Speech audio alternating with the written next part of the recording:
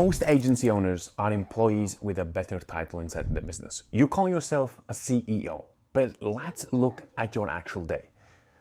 You handle client issues, you review delivery, you answer team questions, you fix mistakes, you chase payments, and you put out fires. If you call yourself a CEO of the company, that's not what really a CEO does. That's not a CEO. That's the highest paid employee in the actual company.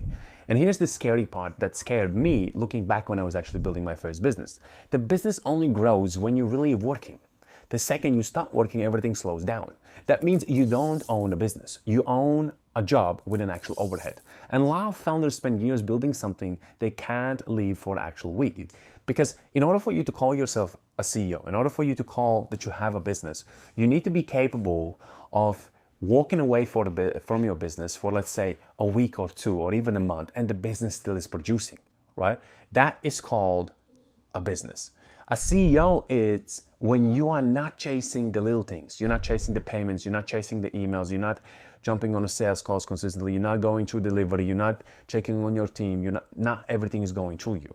A CEO is morally building the vision, looking at the strategy, making sure that he's hiring the right type of people, making sure that all the right people are on the right seats in the actual business itself. That's called a CEO. He's visionary, strategic, making sure all the right people are being placed in the right bus, in the right seats, moving in the right direction. That's called a CEO. Your operations change because you're now thinking more of vision, strategic, growth.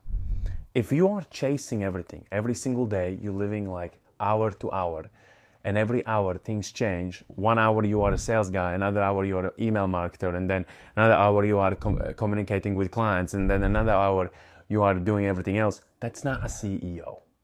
That's just somebody that's really well paid for what they do in the company.